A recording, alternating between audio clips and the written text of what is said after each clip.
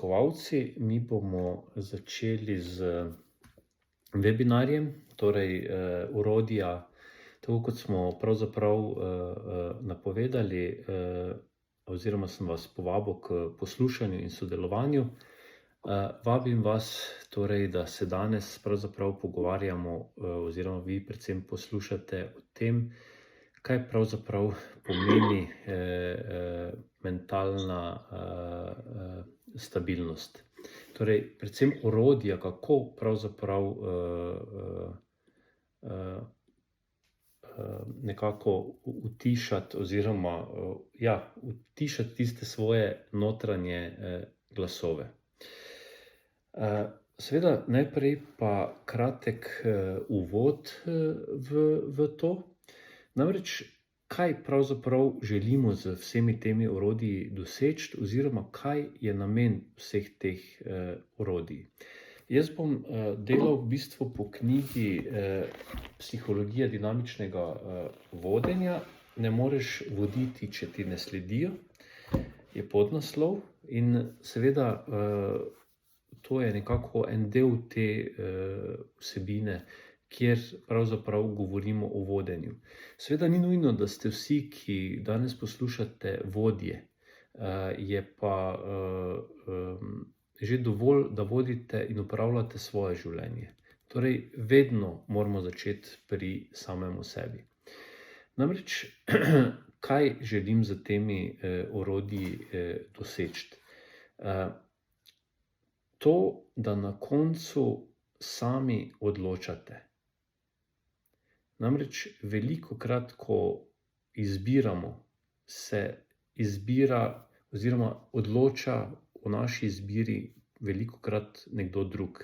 Različna bremena, različni glasovi v naši podzavesti.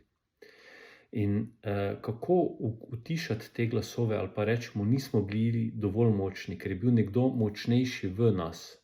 Torej, s temi orodji pravzaprav želimo preskočiti te naše notranje boje oziroma vse tisto, kar nas na nek način duši. Bom pa za začetek mogoče najprej pojasnil, kako pravzaprav pride sploh do teh motenj v nas samih. Torej, zgodba se pravzaprav začne pri našem rojstvu. To ne pomeni, da mi vse te stvari dobimo od naših staršev. V resnici mi smo sestavljeni že 7 generacij nazaj, torej konča se z našimi starimi starši. Mi smo veliko bolj podobni našim starim staršem kot našim staršem.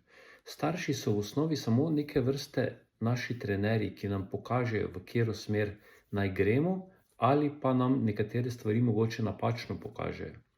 Ampak to ne pomeni, da so oni krivi. Predvsem moramo gledati na to iz tega vidika, da starši počnejo najboljše, kar v bistvu znajo. In na koncu, ko smo pa dovolj stari in dovolj močni, se pa mi odločamo, kako bomo pravzaprav živeli. Zato je eno od osnovnih pravil, ki jih nekako poskušam dati skozi svoja predavanja ali pa delo, je to, da nikoli ne krivimo druge. Torej, v osnovi je to, kar se nam pravzaprav dogaja, vedno naša odločitev. Torej, ko rečemo naša odločitev, pomeni, da smo v osnovi res svobodni pri naši odločitvi, ker nihče nam, ali pa zelo redko nam kdo grozi, da moramo nekaj sprejeti. Vendar, ko smo sami in sprejemamo odločitve, se moramo vprašati, ali smo res sami. Namreč veliko teh zaviralcev je globoko v nas. In se pravi nazaj k našemu rojstvu. Torej, mi se rodimo s potencialom, ki se je gradil 7 generacij nazaj. In ob našem rojstvu mi oziroma naša podzavest ali pa naš potencial dobi neke vrste varnostnika. Ali drugače rečemo kamera, senzor, ki opazuje, ali je ta potencial oziroma smo mi rojeni in živimo v dovolj varnem okolju, da se lahko ta potencial razvija. In če ta kamera v prvih 6 letih našega rojstva, kolikor pač traja cikel osebnosti, ugotovi, da nismo v varnem okolju, potem reče našemu potencialu stop, ne sme se razvijati, prenevarno je za tebe. To pomeni, da mi dobimo blokado na to, kar se je gradilo 6 generacij nazaj. In mi ne moremo živeti to, kar čutimo. Ta kamera, v bistvu, kaj ona opazuje, kaj pomeni za njo varno okolje. To, ali so v bistvu naši roditelji, naša avtoriteta, katero smo si mi izbrali, živi to, kar čuti. Torej, ali naši starši, naša okolica živi to, kar čuti, potem bo ta naš nadzornik nam odobril, da lahko živimo tako, kot živimo, kolikor ne, dobimo blokado. Se pravi, če okolica ne živi to, kar čuti, potem tudi mi tega ne moremo živeti. In takrat začne ta naša kamera, nadzornik, snemati okolico. Kako okolica živi in mi na ta način začnemo potem tudi živeti. Se pravi, po nekih pravilih okolice. In ta naša kamera, nadzornik, začne v našo podzavest snemati oziroma nalagati te življenjske scenarije. Kar pomeni, da mi začnemo živeti po scenariju nekoga drugega. To so tisti zaviralci, o katerih sem prej govoril, ko ne moremo sprejemati svobodne oziroma slobodne odločitve. No, in seveda teh scenarijev se v prvih 6 letih ogromno nabere. Potem pri 6 letih neha na nek način ta kamera snemati in dobi kamera novo vlogo. Gre v vlogo oziroma to, kar mi danes imenujemo ego. Se pravi, diktira naš način življenja. Potem se ta scenarij preverja naslednjih 6 let, se pravi od 6. do 12. leta, vkolikor je spet isto, se pravi, spet živimo v okolici, ki ni zdrava, se pravi, ne živi to, kar čuti, se bo ta scenarij samo utrdil in potem gre v zadnjo preverjanje od 12. do 18. leta, kjer ponovno preverja, vkolikor, se pravi, živimo po istih metodologiji, se bo pri 18 letih ta naš življenjski scenarij, če lahko temu rečemo, zapekel in več ga na nek način ne moremo spreminjati direktno. Seveda lahko z tem, ko se naše telo še razvija do 25. leta, še vedno z mehkimi metodami spremenimo te življenjske vzorce ali pa te življenjske scenarije. Po 25. letu, ko telo neha rasti oziroma se razvijati, pa enostavno pomeni osebnostna rast oziroma osebnostne spremembe garanje. In to zelo naporno garanje. Starejši, ko smo, težje je.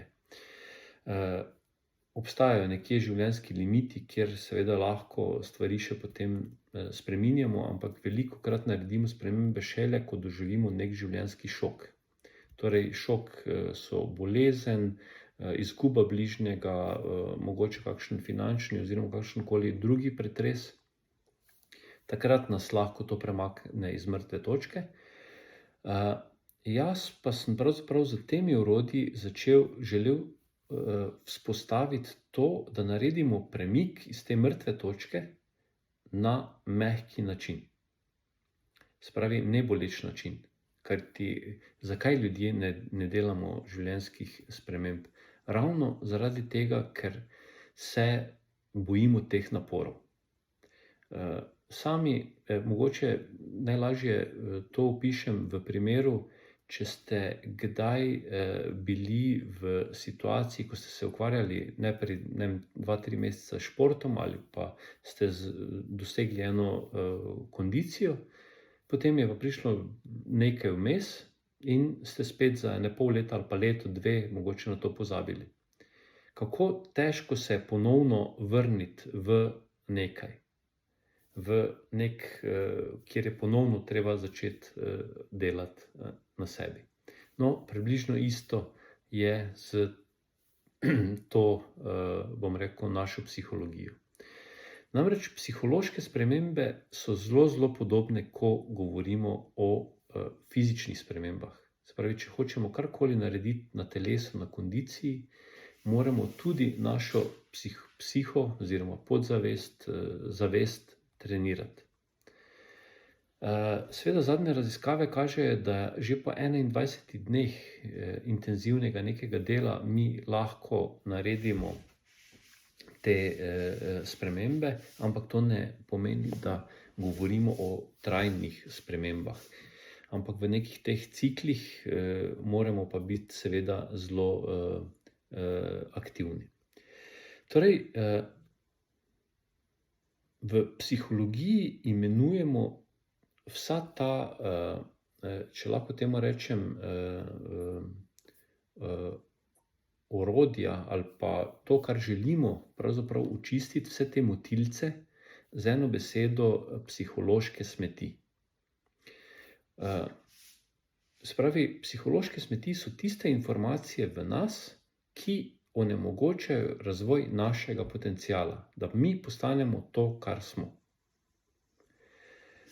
In seveda zato ne obstajajo različna orodja, oziroma ne orodja, o orodjih danes govorimo, ampak ne obstajajo zdravila, da mi, nekaj popijemo, pojemo in smo takoj jutri čisti. Kadar uporabljate alkohol, različne tablete oziroma različna poživila, tako bom dejal, vi pravzaprav samo dodate dodatno hrano vsem tem psihološkim smetmi in grejo samo še globje v našo podzavest. Torej, še težje je delati. Mogoče za eno informacijo, če je kdo kdaj uporabljal antidepresive, torej neke tablete, govorimo o kemiji za boljše počutje ali pa da se umiril, približno 2-krat več potem rabite na področju s psihoterapevtom, da se tega rešite oziroma spet pridete v neko drugo stanje. Torej, da lahko funkcionirate brez tablet. Če jemljete tableta pol leta, potem pomeni, da rabite 1 leto dela s psihoterapevtom. To v bistvu pravzaprav kažejo študije skozi zadnja desetletja. Torej, te psihološke smeti mi pravzaprav moramo očistiti na nek naraven način.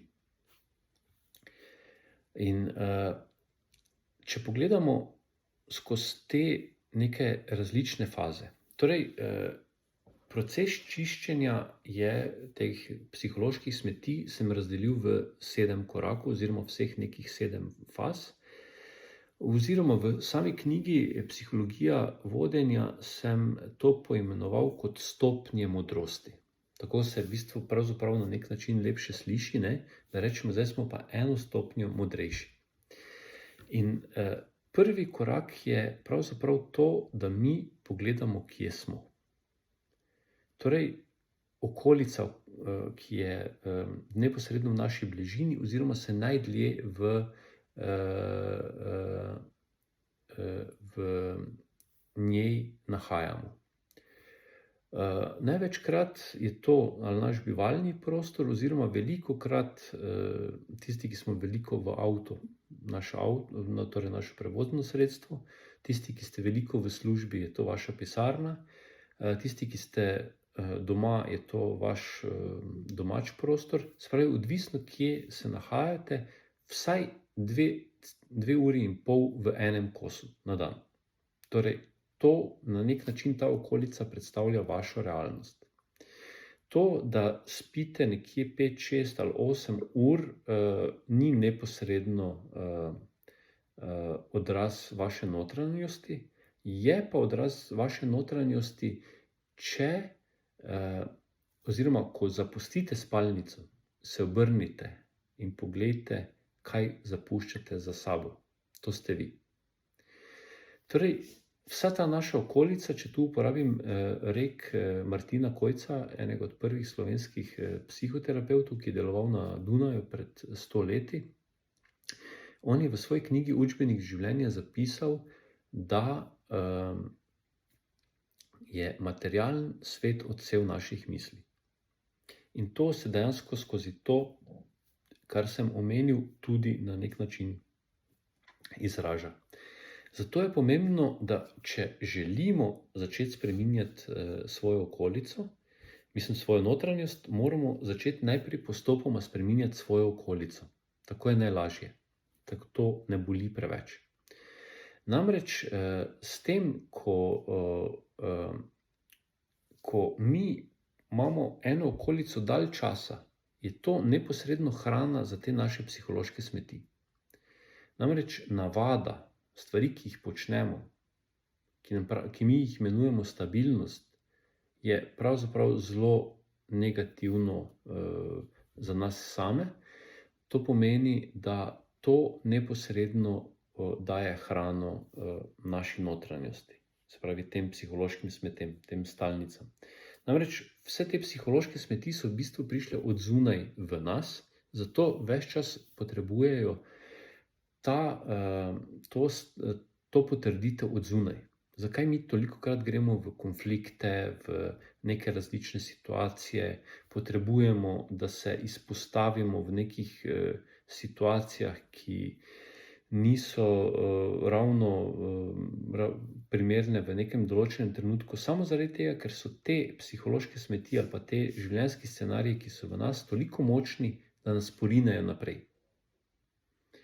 To se je v zadnjih 10 letih predvsem pokazalo ali pa dalo dodatno hrano za temi socialnimi omrežji, kjer smo v bistvu začeli sami sebe izpostavljati. Pa se mogoče nismo niti tega zavedali, ne? Jaz sem tudi imel v začetku občutek, to je pa zdaj super, en moj oder, kjer lahko pokažem, kaj znam, ne?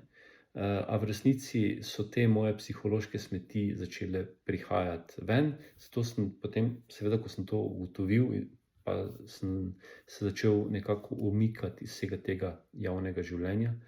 Namreč mi moramo najprej tem psihološkim smetem začeti jemati hrano. Ampak to seveda ne smemo takoj vzeti, zdaj bomo rekli, zdaj se bomo pa vse posod izklopili, spremenili način življenja, partnerja in ne vem kaj vse, ne. To pomeni, da bomo povzročili en šok. V začetku sem pa dejal, da ne želim, da mi z šoki delamo svoje spremembe. Mi moramo vsako spremembo namreč narediti postopoma, ne naenkrat. Kadar delamo spremembe čez noč in nismo na to pripravljeni, se velikokrat zgodi, da stopimo nekaj korakov nazaj. Mogoče je v tistem trenutku osvoboditev, ampak na dolgi rok je pa to kar nekaj korakov nazaj. Zato poskušajte začeti postopoma spreminjati to svoje navade. Se pravi, najprej sploh pravzaprav analizirajte svojo okolico, kje ste. Kaj je tisto, kar vas v okolici moti? Naredite, brez sprememb, samo analizirajte, opazujte. Tukaj vam bi mogoče enih par vaj vam svetoval. Eno je neke vrste avtoportret. To pomeni, da vzamete 5 oseb, ki so vam čustveno blizu. Čustveno blizu ne pomeni oče, sin, partner, otroci, ker velikokrat če ste zelo iskreni do sebe, nismo čustveno vezani ne na starše, včasih še manj na partnerje. Da o svojih otrocih ne govorim. Velikokrat vzamemo to po službeni dolžnosti, kar predvsem v kakšnih družinskih podjetjih ugotavljam, da so partnerji in otroci velikokrat delovna sila, ne čustvena komponenta našega življenja. Zato se osredotočite predvsem na to, do koga kaj čutite. Lahko ste koga srečali včasih samo 5 minut, ampak je čustveno ostal v vašem življenju. In poskušajte najti 5 takšnih oseb. Ni nujno, da jih je 5, ampak poskušajte jih najti. Zato si morate vzeti čas, da o tem razmišljate. In ko o njih razmišljate, skozi sebe potem tudi napišite si njihove pozitivne in negativne lastnosti, kar vi mislite. In ko boste čez 5 dni prebrali te lastnosti, jih berite v prvi osebi, kot da so to vaše lastnosti. In dejansko tisto, kar ne boste mogli sprejeti, tisto obkrožite. Bomo pa kasneje še nadaljevali o tej vaji. Druga vaja imenuje se Mirno morje, kar pomeni, da enostavno, ko ste sami, zaprite oči in opazujte, kot da ste na plaži in opazujete morje. In potem, če je to morje zelo razburkano, pomeni, da je to stanje trenutnega vašega duha oziroma notranjosti, in potem jo poskušajte z očmi umiriti.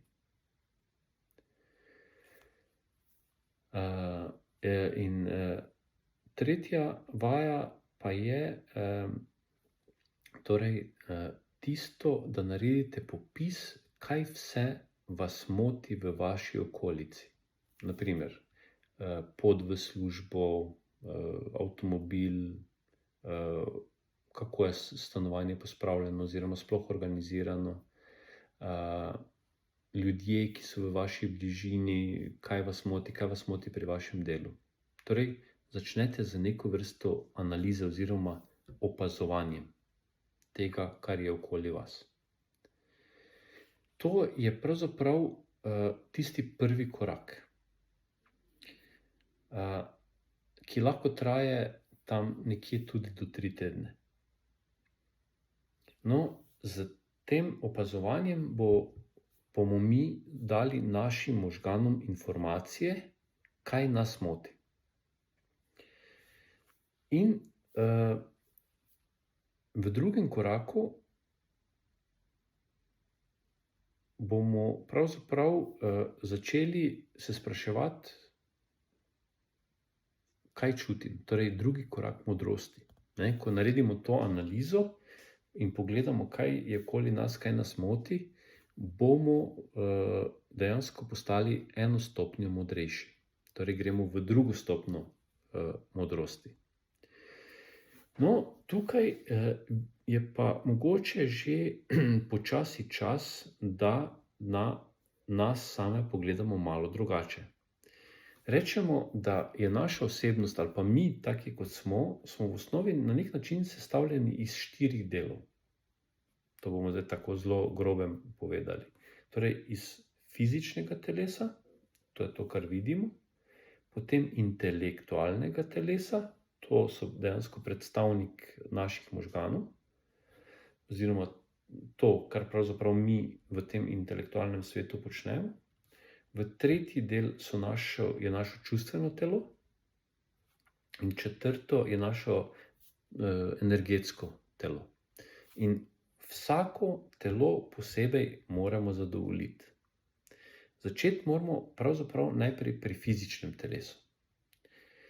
Pri fizičnem telesu zaradi tega, ker ta orodja za mentalno stabilnost so v osnovi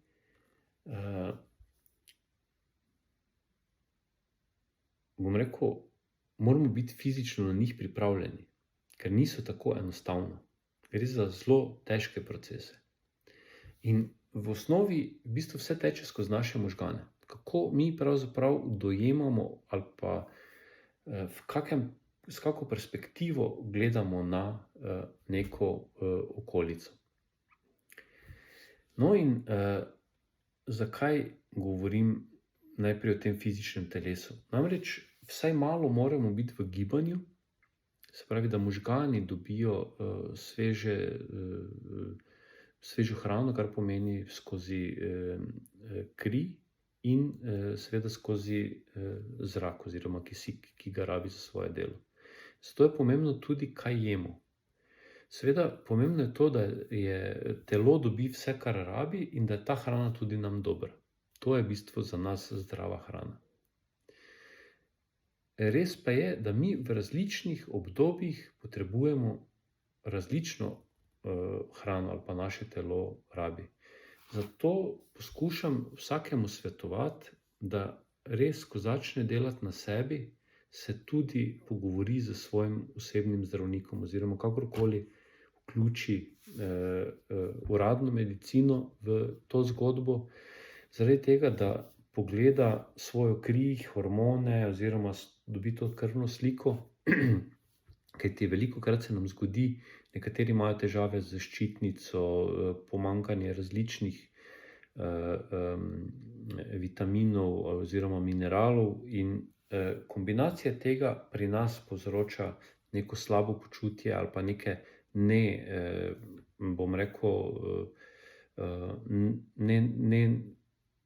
čudne, situacije in zato ni vedno kriva psiha. Pomembno je to, ali je naše telo zdravo. Torej, mi lahko imamo zdravo psiho v osnovi, če je naše telo zdravo. To ne pomeni, da so vsi športniki psihološko zdravi. Ker preveč pretiravati pa tudi ne smemo v nekaterih stvareh. Zato res vedno priporočam, ko se odločamo za ta proces nekega osebnostne preizobrazbe, osebnostne rasti, kot to imenujemo, da mogoče najprej naredite en obisk pri zdravniku oziroma v laboratoriju in potem skupaj pogledata vašo krvno sliko in še mogoče kaj. Iz tega mi sploh vidimo, kje lahko štartamo. No in s tem, ko možgani dobijo dovolj teh informacij, oni začnejo, oni potem dosti lažje procesirajo oziroma spreminjajo vse te psihološke procese oziroma te življenjske scenarije, ki so bili vnešeni v nas. No in ta drugi korak, kjer se mi začnemo spraševati, kaj čutimo, je ravno to, da mi začnemo skozi dan opazovati, kaj nas moti. Zato tukaj priporočam vajo, da si zjutraj vi napišete, kako se želite počutiti konec dneva. In seveda na koncu dneva primerjajte to, kar čutite in oziroma kaj ste si želeli, da bi čutili in kaj v resnici čutite. Vkolikor ni to isto, potem naredite analizo dneva. Kaj je tisto, kar je skrenilo oziroma preusmerilo te vaše občutke. Na ta način boste vi začeli se zavedati, kaj pravzaprav možgani dejansko razmišljajo oziroma kaj je tisto, kar njih moti. Oziroma, če bojo možgani ugotovili, da zaradi nekih aktivnosti, zaradi določenih ljudi, oni dobijo manj tega, kar rabijo, bodo seveda to spet po 21 dneh, bodo oni začeli te funkcije odklapljati. Namreč, če mi neke stvari ponavljamo, ali pa imamo občutek, zdaj pa nas roka boli, ali pa, se slabo počutimo, ne morem danes hoditi, ali pa se pač ukvarjati z nekimi aktivnostmi, ali pa za določeno osebo se ne morem več sestajati, ker se slabo počutim. To pomeni, da so možgani se tako odločili, da nas roka boli, da se z nekom ne srečujemo. Se pravi, to intelektualno telo. Namreč, ko možgani začnejo ugotavljati, da zaradi določenih gibov, aktivnosti oseb, oni ne dobijo dovolj kisika, hrane, bodo začeli odklapljati te stvari. Se pravi, bodo začeli Pozabila sem po malo mikrovalovko odklopiti, ker neka lučka tam ne gre. bodo začeli pošiljati v naš sistem informacije, ne, da nas bo začela boleti roka, da nekih stvari več ne počnemo, ali noga, da nismo več v nekih aktivnostih, ne. In potem bodo možgani dosegli to, da se, ne vem, spočijemo ali pa kakorkoli, pač enostavno bodo dosegli svoje. Kar je pa mogoče tudi pomembno, ne, da mi na ta način, ko začnemo te stvari analizirati skozi dan, mi možganom v bistvu dajemo prednostno listo, kaj naj najprej začnejo odstranjevati. In tako ob določenih situacijah, kjer dobijo možgani manj energije, ne, bodo začeli tiste stvari dejansko prej odklapljati. Ko dostikrat rečemo, nimam moči nekomu reči ne. Ko bojo možgani ugotovili, da zaradi tega, ker ne znamo reči v določeni situaciji, določeni osebi ne, imajo oni manj za sebe, bodo začeli ustvarjati kemijo ali pa neko podzavestno reakcijo, da bomo imeli mi stvari dovolj moči v tistem trenutku, ko bomo rekli ne. Torej, v drugem koraku ko postajamo spet stopnjo modrejši, mi že znamo reči oziroma ugotavljati ta svoj potencial, kaj lahko in kaj ne. Naslednja vaja, ki vam bi jo v tej drugi fazi modrosti pravzaprav priporočal, se imenuje velikonočni kres. Torej, ko vi zvečer analizirate vse te svoje korake, ne, oziroma te potencialne napake skozi dan, oziroma vse te motilce, probajte narediti neke vrste meditacije, oziroma bolj bom rekel sanjarjanje. Zaprite oči, sami morate biti, oziroma imeti vsaj mir, 15 do 20 minut, in si predstavljajte, da ste sredi gozdne jase. In vsi ti motilci so na tej gozdni jasi. In jih seveda poskušajte pobrati in jih dati na sredino te gozdne jase. In ko več ne vidite nobene okoli, prižgite ogenj. Se pravi, zažgite te motilce. In to počnite vsak večer teh 21 dni. In s tem vi še neposredno pospešujete, da se vse te neke lastnosti, ki vas motijo ali pa zavirajo pri vašem dejansko osebnem razvoju ali pa samem življenju, enostavno pospešite, da zginejo iz vaše podzavesti. Seveda, velikokrat se kdo vpraša, zakaj je pravzaprav to pomembno. Ne? Pač nekaj me moti, pa bomo že nekako. Ni čist tak. Namreč ob rojstvu mi dobimo podarjen čas, ki ne vemo, kako dolgo bo trajal. In torej, če nam nekdo podari čas v tem našem življenju, je od nas odvisno, kako ga bomo izkoristili. Jaz sem v vseh teh 25 letih, kar se ukvarjam z psihoterapijo, psihoanalizo, z različnimi, bom rekel, kriznimi situacijami, ugotavljam, da ljudje ne čutijo. Da mi dejansko, tako kot sem v začetku povedal, mi živimo po nareku teh psiholoških smeti. vse te občutke, kar mi mislimo, da je naše življenje, občutki, vse to, kar je okoli nas, smo mi dejansko skopirali od naših staršev, od okolice, iz knjig, filmov, raznih družabnih omrežij v zadnjem času. Torej, mi v resnici živimo tuja življenja. In potem naenkrat po 10, 20 ali celo 50, čas nekateri po 70 letih se obrnejo nazaj in rečejo, kje smo. Zdrveli smo skozi to naše življenje in sploh nismo čutili.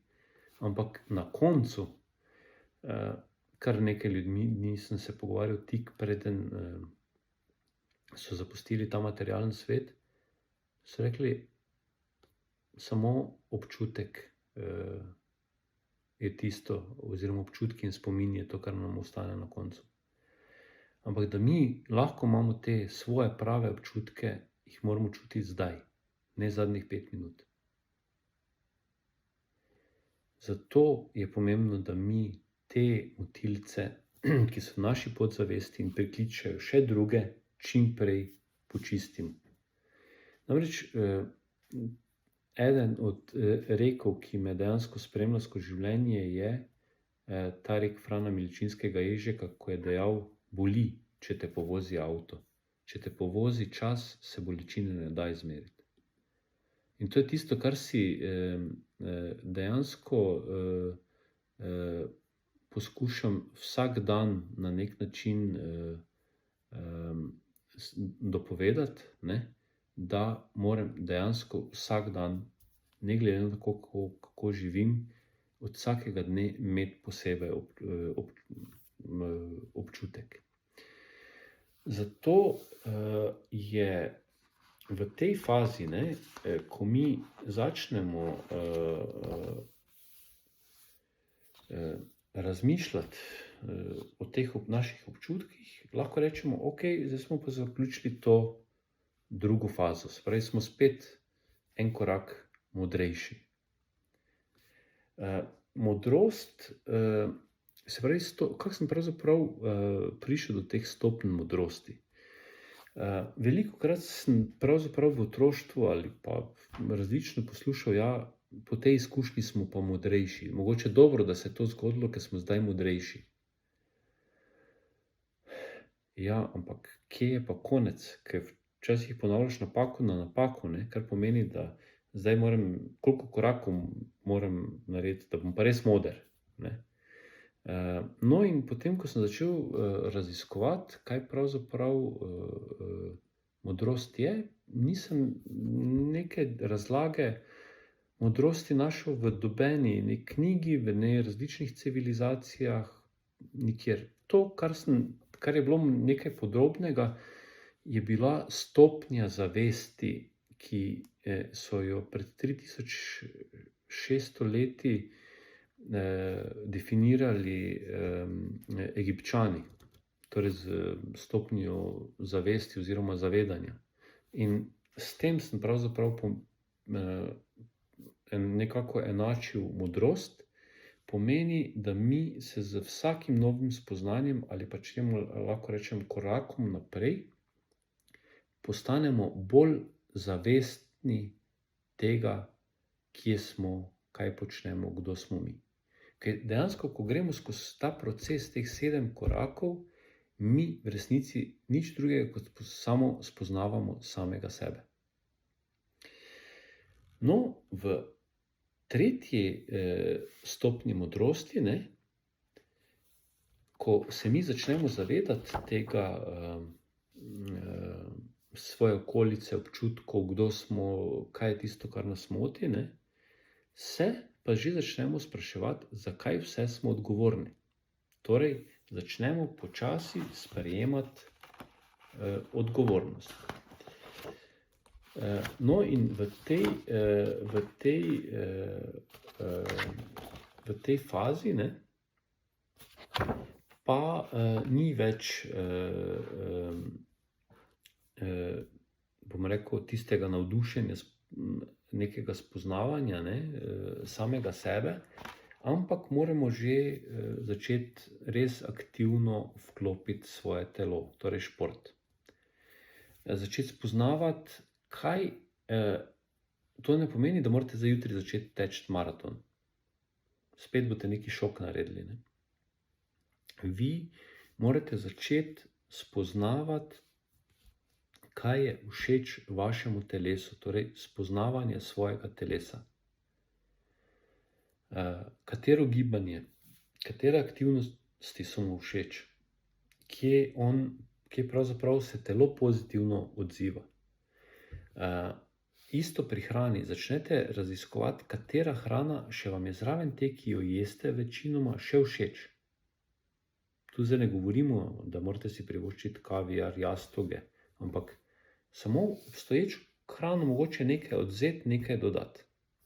In na ta način vi začnete raziskovati samega sebe, kaj je všeč vašemu telesu.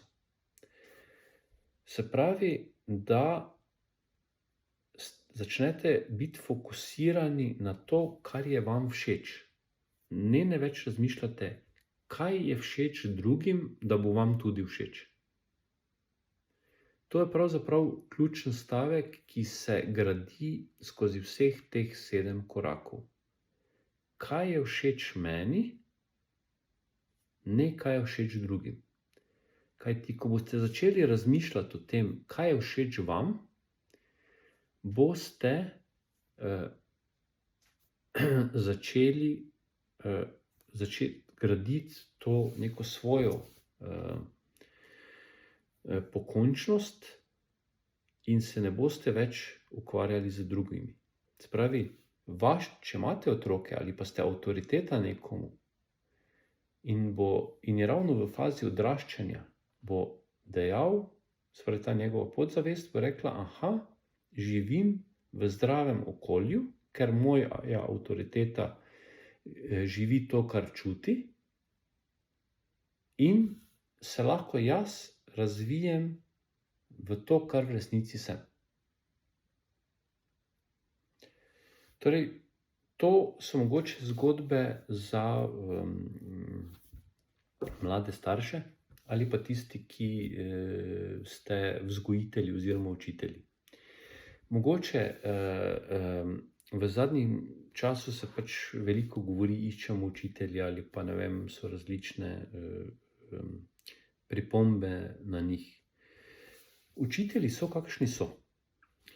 To bom v bistvu bolj povedal iz neke svoje izkušnje, namreč sam sem šel skozi celoten proces postati učitelj. Še vedno sem pravzaprav učitelj, ampak šel sem skozi vzgojno-izobraževalni proces postati učitelj. Ampak kaj sem pravzaprav ugotovil? Da v tem procesu mene nihče ni naučil biti učitelj. Jaz sem prišel en strokovnjak za fiziko, ne pa v samem učenju pa nisem vedel kaj dosti. In kaj se zgodi, ko mi pridemo kot učitelji v razred in vemo, kaj moramo naučiti, ne pa na kak način. Dokler je učitelj v ravnovesju, se pravi sam sabo, bo učencem predajal zdravo avtoriteto oziroma bo jim dajal sporočilo, jaz živim to, kar čutim. Ko pa učitelj se ne znajde več v situaciji, se pravi, ni več kredibilen, začne zgubljati ta svojo notranji mir oziroma ravnovesje, takrat pa iz njega začnejo prihajati te psihološke smeti, se pravi, to, kar mi pravimo, da pride ego v ospredje in začne te svoje napake neposredno prenašati na učence oziroma tistim, ki je avtoriteta. Zato je toliko bolj pomembno, da ko mi kadarkoli začnemo opravljati nek poklic, ali je to učiteljski, vzgojiteljski ali kakršenkoli, mi se moramo vedno na nekaj pripraviti. In zato je ta proces 7 stopenj modrosti ali orodja za mentalno ali pa notranji mir toliko bolj pomemben. Torej, v tej tretji fazi se mi začnemo zavedati samega sebe. Kot vajo vam seveda tu priporočeno to, da začnete raziskovati, katere aktivnosti so všeč vašemu telesu. Je to tek, badminton, sprehod, vožnja s kolesom oziroma nešteto stvari pravzaprav imamo. Isto pri sami hrani. To je proces, ki traja več kot 21 dni. To je proces, ki pravzaprav ves čas se mora razvijati. Ves čas moramo raziskovati. No in potem pridemo in seveda, ko začnemo tako aktivno delati, ne, je tu še vedno smo zelo navdušeni, ne? Potem pa pridemo v to četrto fazo, četrto stopnjo modrosti, kjer pa se dejansko začnemo spraševati, kaj vse želim spremeniti. To pomeni, da se začnem zavedati svojih napak. Tukaj se pa večina ljudi ustavi. Namreč, kadar opazujete ali pa poslušate različne podcaste, intervjuje, kjer ljudje govorijo o svojih napakah, in ko eni in isti že skozi različna obdobja govorijo o eni in istih napakah, to ne pomeni, da so oni zdaj pogubni in izpostavljajo sebe. Oni so se ustavili na tej četrti stopnji in ne upajo naprej. Namreč četrta stopnja je najbolj naporna, ker začnemo sprejemati samega sebe takega, kot smo, z vsemi napakami. Naenkrat se začnemo zavedati, da niso več starši tisti, ki so krivi, da smo mi taki, ne stari starši, ne politika kriva, mi vedno nekoga obtožujemo. Ne, tukaj moramo sprejeti, da karkoli se nam je dogajalo, kaj se nam dogaja, smo mi za to odgovorni. Namreč, ko bomo mi sprejeli to odgovornost, da smo mi za to, da vse to naše, potem bomo šele lahko naredili korak naprej. In zato je toliko zastojev v tej četrti fazi. Tukaj je potem res pomembno, da se pa začnemo sami sabo, odkrivanjem samega sebe, ukvarjati na vseh 4 nivojih. Prej smo že omenjali, raziskujmo, kaj je našemu telesu všeč in kaj je všeč v sami prehrani. Potem moramo, govorim o vajah, ki so pomembne za to stopnjo modrosti, če hočemo seveda napredovati v 5. stopnjo modrosti. Še nekaj, tukaj ni nagrad, da vi zdaj dobite neko finančno ali kakršnokoli nagrado, ko greste v višjo stopnjo, ampak to pravzaprav je nagrada občutek, osvobojen občutek. Oziroma tisto, kar smo v začetku rekli, na koncu boste prišli do tega, da boste vi lahko izbirali, svobodno izbirali med večjimi stvarmi. Ne, da ste potisnjeni v kot, samo to lahko zberem. Ali pa tega ne morem, to si želim, ampak ne morem zaradi tega in tega. Ne, po vseh teh korakih pridete na stopnjo, ko rečete, to sem si izbral, ker si to želim.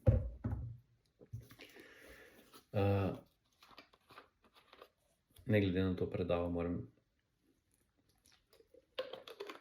Tudi voda je tista, ki jo ves čas strokovnjaki priporočajo, da moramo veliko piti skozi dan, kajti dejansko voda odnaša vse te tudi negativne misli ali pa vse to, kar se dogaja v našem telesu.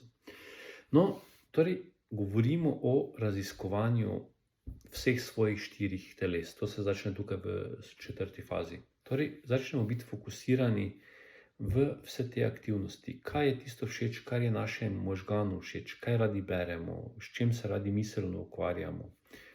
Če se celoten dan ukvarjamo samo z nekimi rešujemo neke probleme, nekateri v financah, nekateri v kadrovski, nekateri z otroci oziroma svojimi starši, potem se moramo drugi del dneva ukvarjati z nekimi miselnimi vajami, beremo nekaj, kar je popolnoma nekaj drugega.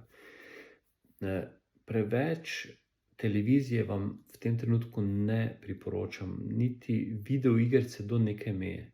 To pa zaradi tega, ker so to stvari, ki potem začnejo one misliti na mesto vas. Torej, nekje, kjer boste vi mogli možgane uporabljati biti za nekaj drugega. Se pravi, da date pozornost drugam. Potem za svoje čustveno telo, čustveno telo ne pomeni ljubezen, romantika, umetnost, ampak v resnici pomeni spoznavanje, kaj je meni všeč, kje se jaz zabavam. Se pravi, da začnete razmišljati, kako to, kar počnete v službi, kako to organizirati, da bo vam zabavno. Se pravi, začnete stvari obračati vam v prid.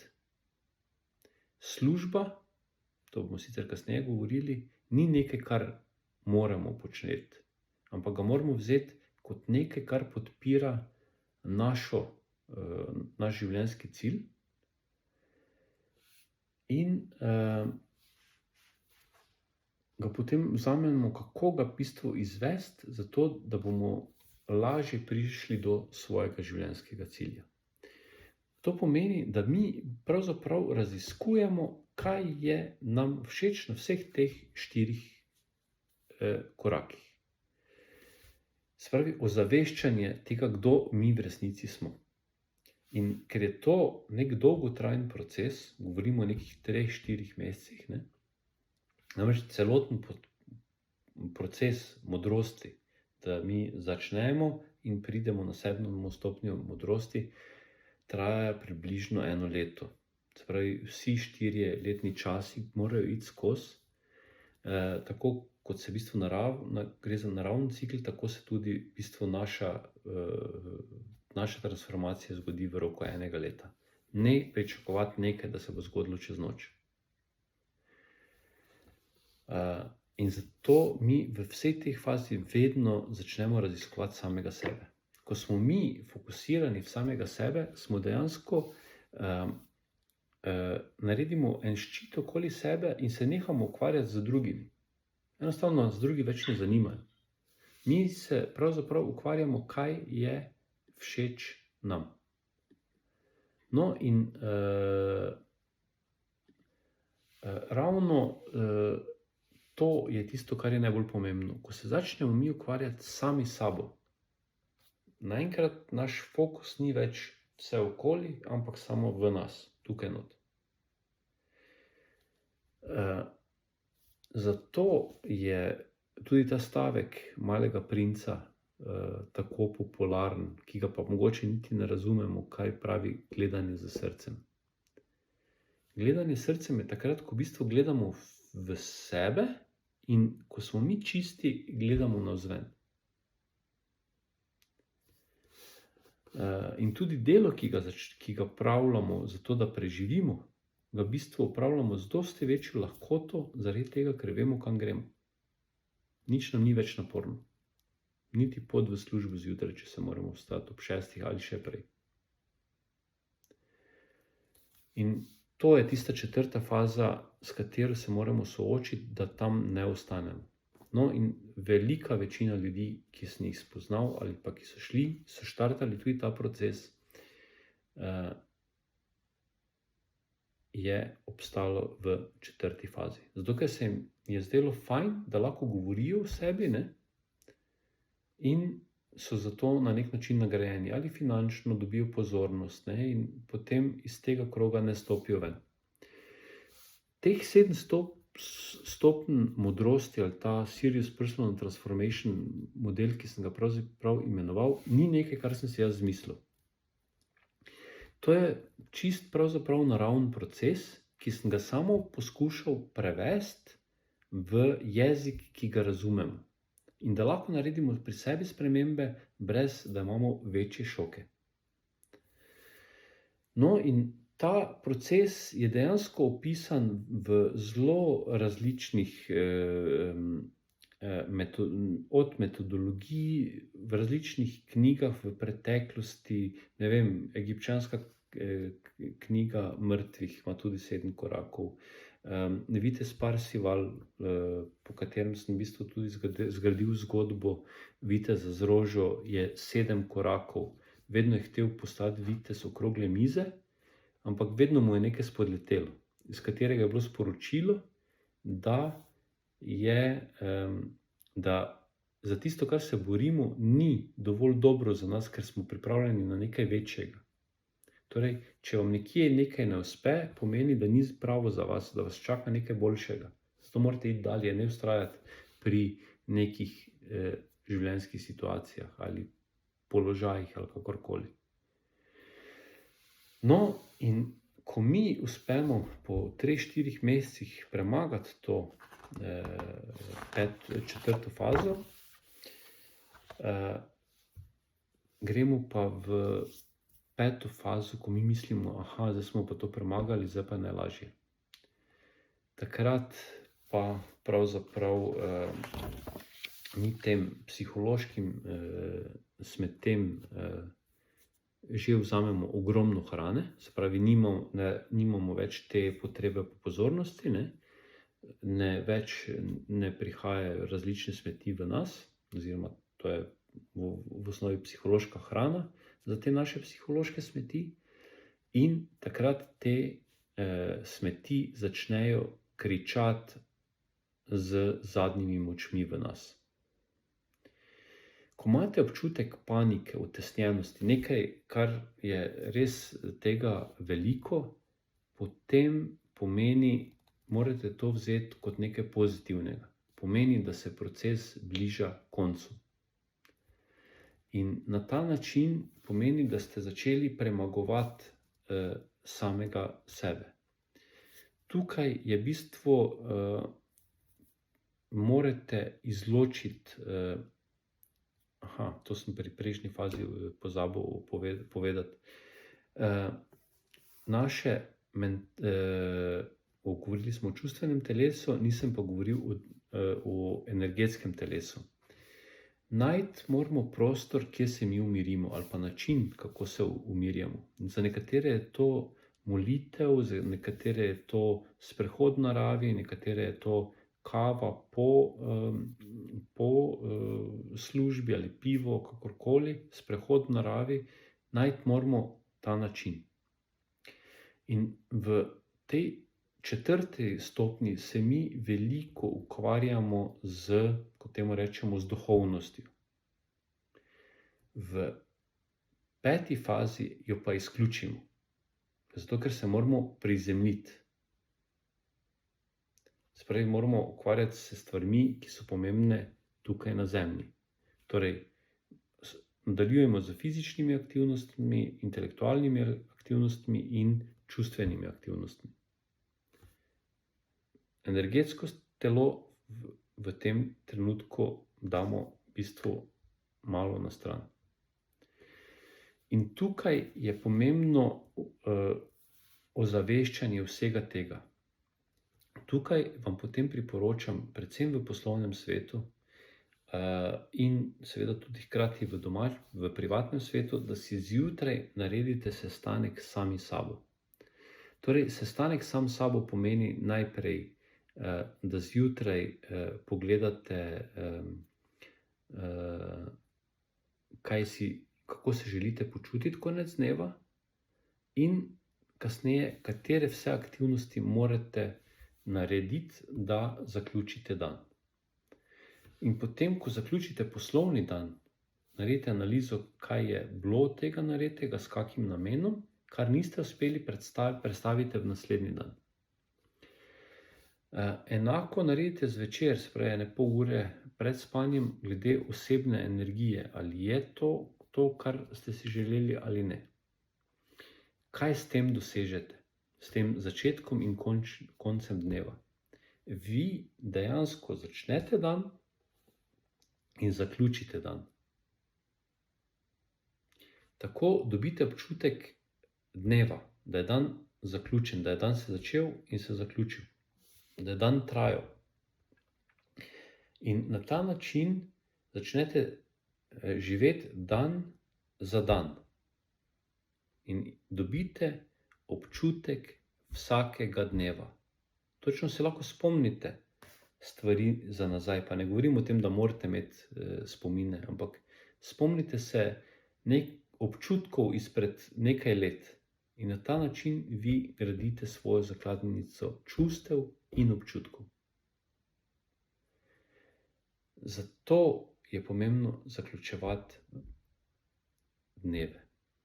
No in v tej 5. stopnji modrosti je zato, da v bistvu res do konca spravite te psihološke smeti iz vas, pomembno, da se vi začnete ukvarjati s tem, kdo ste, kaj si želite.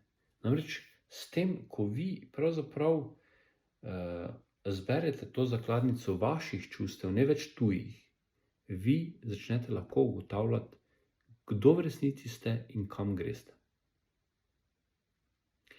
Zato je v tej 5. fazi tudi priporočena vaja, da si enostavno na telefonu nastavite 5 različnih alarmov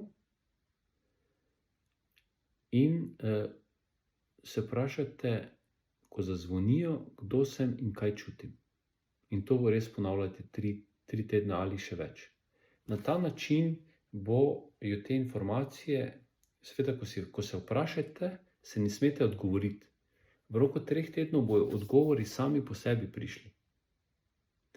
In to je tisto, kar je v bistvu zelo ključno v tej 5. fazi modrosti, da vi začnete telo spodbujati oziroma svojo podzavest, da samo začne razmišljati, kdo je. In tako začnete počasi možgane oziroma vaš razum, ki hoče vse nadzirati, odklapljati. Se pravi, da začnejo čustva, energija prihajati tudi od drugod. V bistvu začnete tudi svoje fizično telo in čustveno telo osvobojevati. Ni vse več pod intelektualnim nadzorom.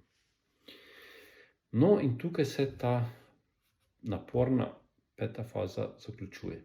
Traja nekje od 3 do 5 tednov. No, in potem, ko pa gremo v 6. fazo, kjer se vprašamo, kakšna je pot sprememb v 6. stopnji modrosti, ne? Tukaj pa že v bistvu prihajamo do bistva. Torej, kaj je sploh naš osebni cilj?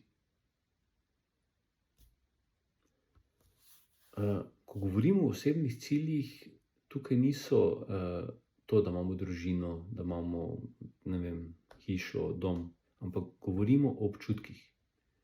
Moj osebni cilj je, kako se jaz želim počutiti v tem življenju. In ker smo prej že to vrste čiščenja naredili, bodo ti naši občutki zelo, zelo hitro prišli na naše površje. Se pravi, s kakšni energiji želimo živeti. To pomeni, ko mi si zberemo oziroma odkrijemo to našo energijo, ali pa kot bodo nekateri rekli frekvenco, mi sami začnemo zbirati te ljudi, z ljudmi z tako energijo, kar pomeni neposredno s takimi lastnostmi, želimo bivati. Želim delati oziroma se družiti v takšnem poslovnem okolju. Želim imeti take prijatelje, želim živeti v takem okolju. In potem, če se vrnemo k prvemu stavku, da je ta naš model, to našo, da je materialni svet odsev naših misli, ne, se potem vse to dejansko začne manifestirati v našem življenju. Torej, tukaj bi lahko rekli, tisti, ki ste pred 15 leti brali pa gledali film The Secret, Skrivnost, kjer govori o tej moč pozitivnega mišljenja, ne? To pride v poštev šele v 6. fazi, ko smo mi predhodno sebe počistili. Kajti, če mi nismo čisti, potem bomo v to moč pozitivnega mišljenja, razmišljanja vstavili vse te naše smeti. In se bo začelo okoli nas takrat dogajati ravno kontra to, kar si mi v resnici globoko v sebi želimo. Vedno moramo sanjati in se vprašati, v kakšni energiji želimo živeti. In dejansko, ko bodo nekateri rekli, ja, zdaj se nam začnejo dogajati čudeži, ne, ni res. Mi začnemo vstopati v ta naš svet, ki je dejansko namenjen nam, ki je bil že namenjen ob našem rojstvu, ampak so zaradi vseh teh nekih prepričanj smo odišli popolnoma v drugi svet, svet nekega trpljenja. In s tem, ko mi začnemo razmišljati, kdo smo mi, v katero smer gremo, pridemo v to fazo, to 6. stopnjo modrosti, kjer mi dejansko začnemo dihati. Se pravi, smo naredili eno fazo naprej. In ko mi najdemo to svojo energijo, pomeni, da 6. fazo zaključujemo, se pravi, smo modrejši in prijemo na najvišjo stopnjo modrosti. 7. stopnjo modrosti, kjer mi sami sebe vprašamo, kako sedaj delujem na novo. Seveda, ker je to bila faza enega leta, ne, se nam avtomatsko zgodi to, da uspehi, ki se nam zgodijo, ker rečemo, ja, to smo mi sanjali, zdaj se nam pa naenkrat zgodilo. Mi smo pravzaprav dejansko na vse to pripravljeni. Na vse to, o čemer smo v preteklosti sanjali. Vse to naenkrat se dobesedno pojavi v našem življenju. Tukaj zdaj ne govorim o nobeni nadnaravnih stvareh, o nekih višjih silah. Govorim o čisto realnem življenju. Zakaj se komu nekaj zgodi? Zato, ker se na to začel pripravljati. Oziroma je očistil vse te psihološke smeti, da prišel do svojega bistva in začne živeti točno to, kar čuti. In ko mi skozi vseh teh 7 faz gremo, pomeni, da smo v bistvu dejansko se svoje preteklosti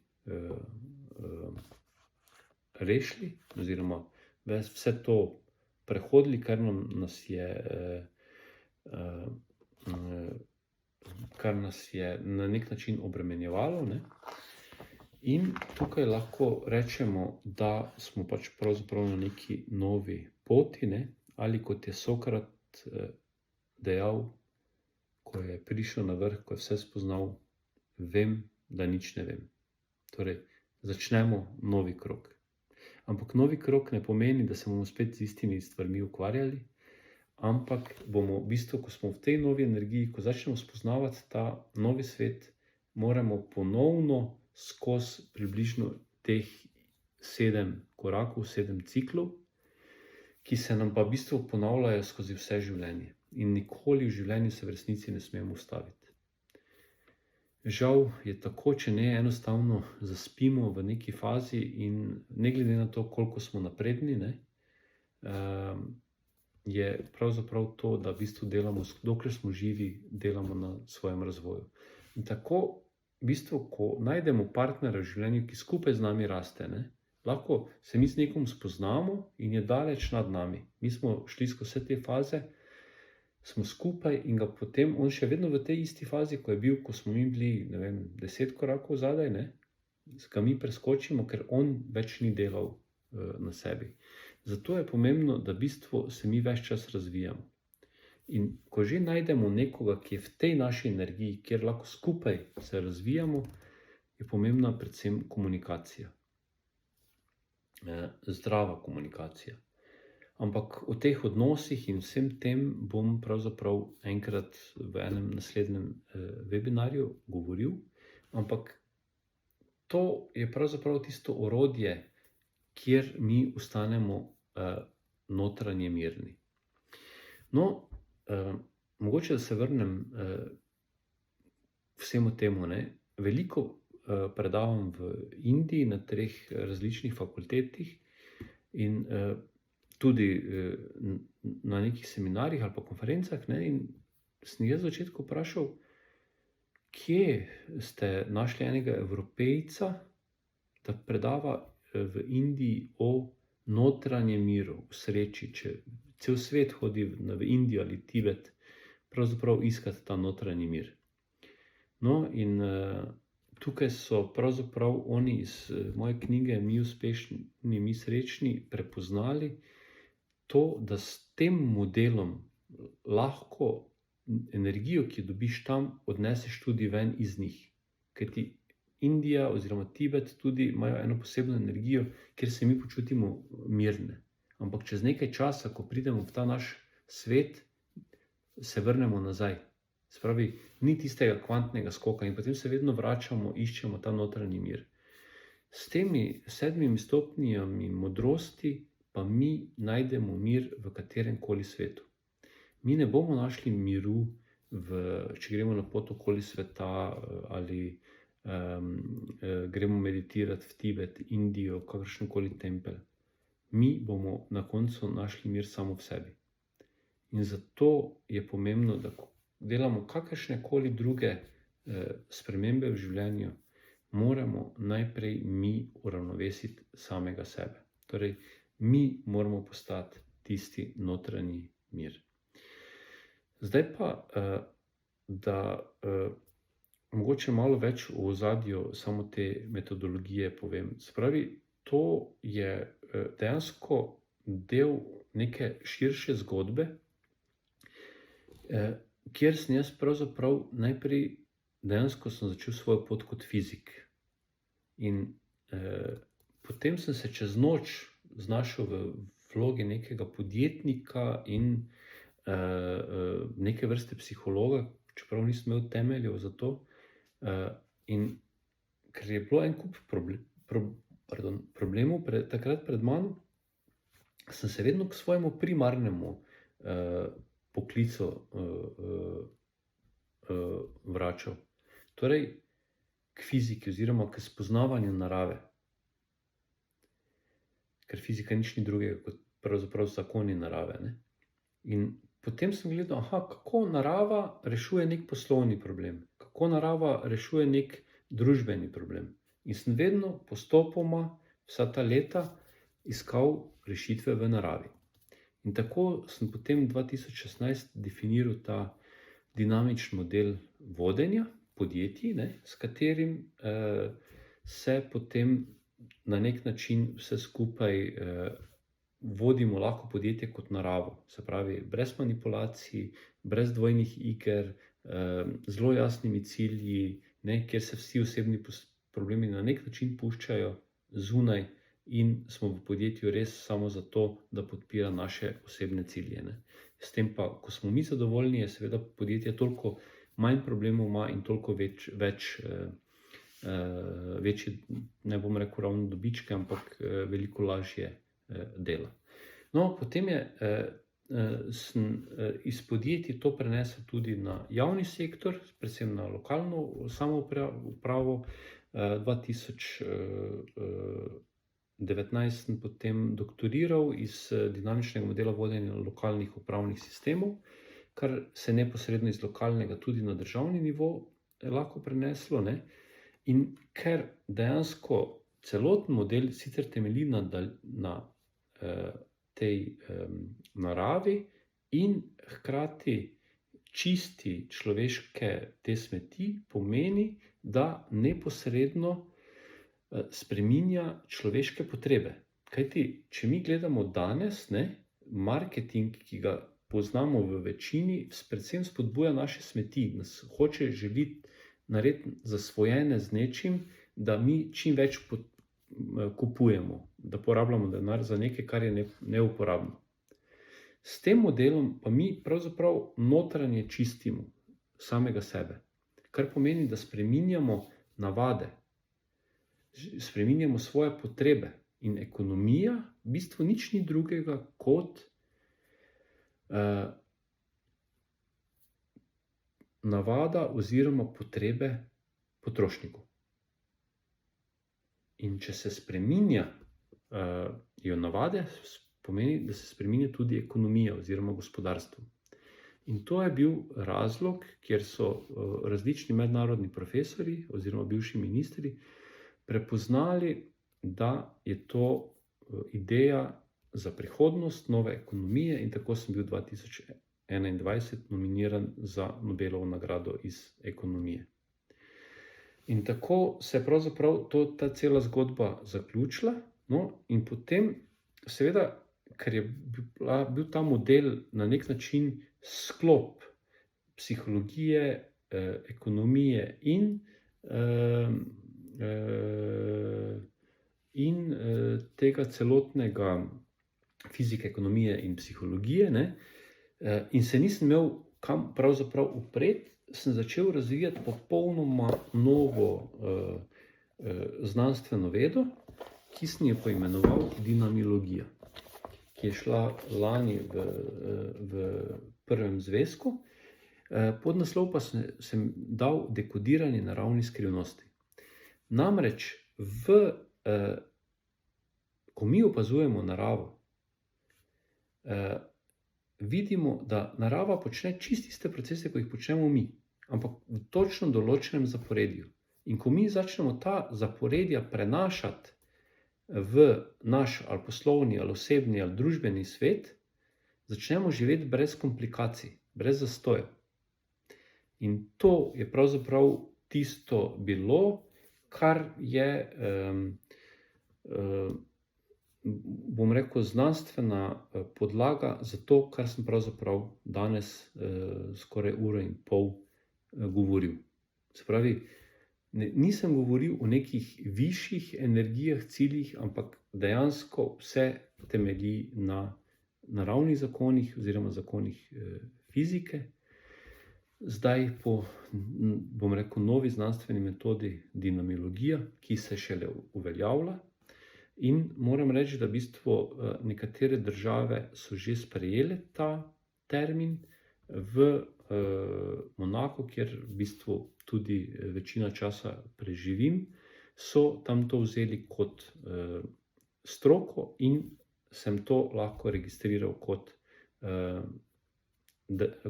dejavnost. Torej, vse temelji na nekih zdravih dejstvih, kjer v svetu začenja to živeti.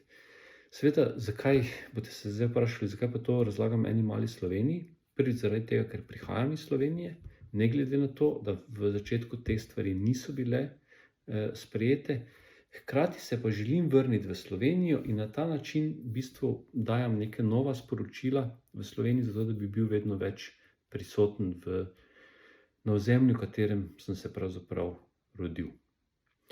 Tako da najlepša hvala za to poslušanje.